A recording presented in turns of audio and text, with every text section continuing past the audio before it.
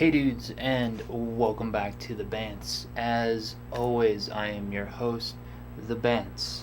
And here we are, another Monday, another beginning of the week, and hopefully to make that a little bit better, we have our first What's Happening in Fashion for the week, so let's just get right into it. And first up, of course, we have our headlines for the day. And in our first headline of the day, brand The Hundreds showed off their newest collaboration, this time with legendary music store Amoeba Records, and honestly, it's not as good as people are making it out to be. Now, let me explain. First off, looking at this collection, it's not that big of a collection. It's only 6 pieces. We're talking 3 shirts, a pullover, a hat, and a tote. And I know what you might be thinking. Looking at these designs, they're actually pretty good overall. The graphics are very nice, the dip dyes are very cool, so what's the problem then?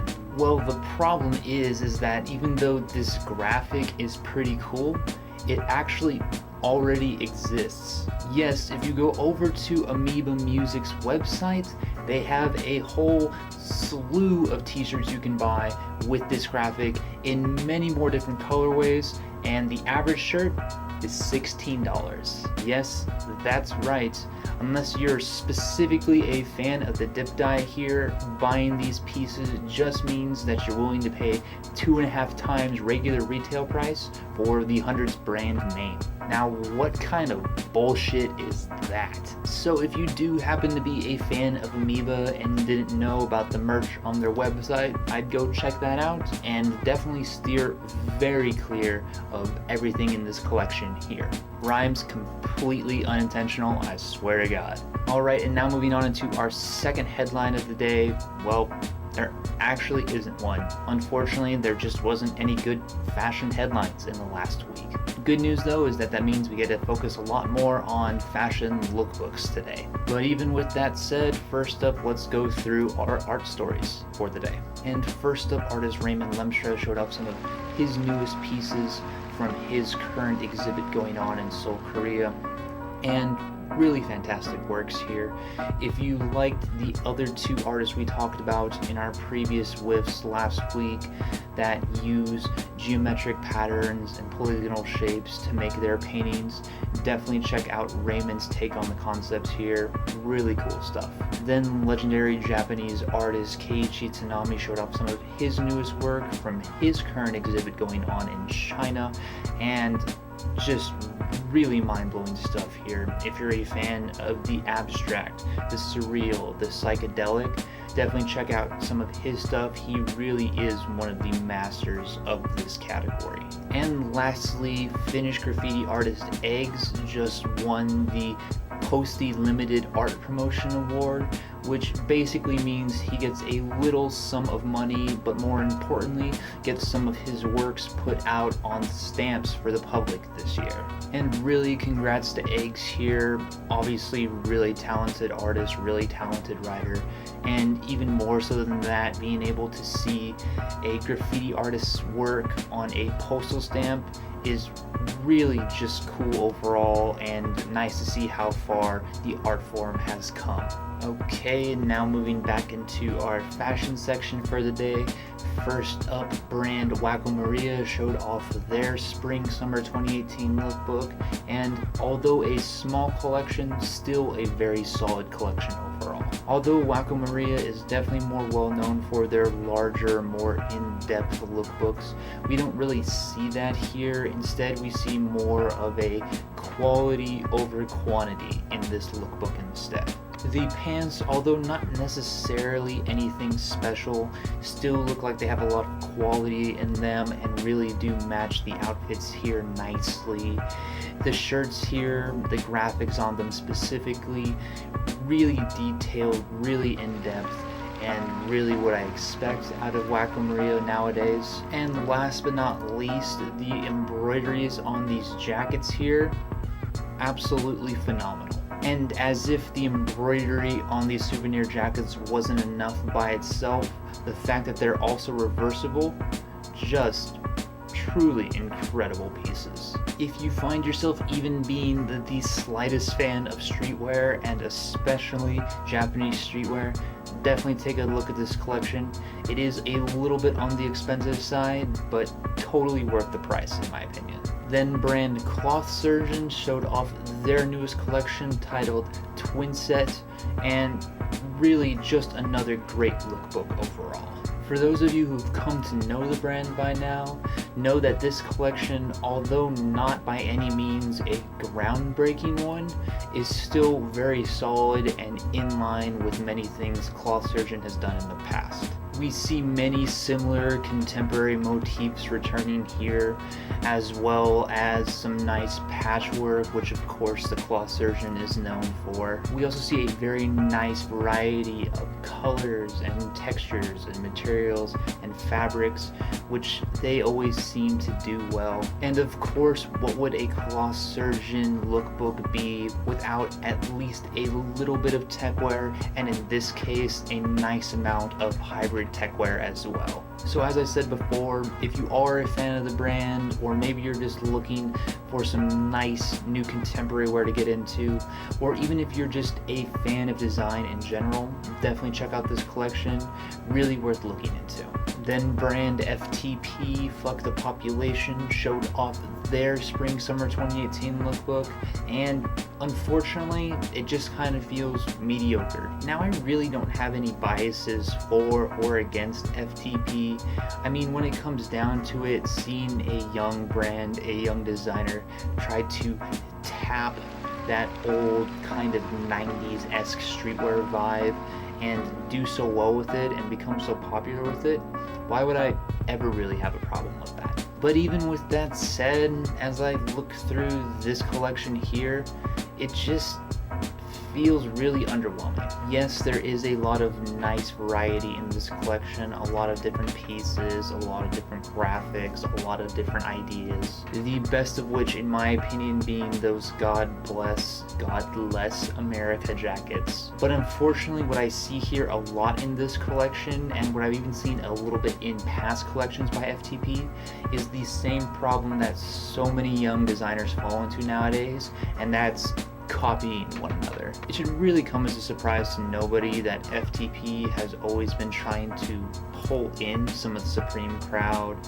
and even aside from that, some of the graphics here we see really feel a lot like brands like Richardson Hardware, for example, and then we see some style ideas from Supreme, some motifs from Supreme, and did I mention just a lot of things that look like Supreme? And although taking design ideas and inspiration from other brands isn't always necessarily a bad thing, it is very worrying to see this brand follow along the trend that so many others have before it, in the sense of taking one single graphic and throwing it on a bunch of different colored shirts, on top of pullovers, on top of jackets, and starting to call that a collection.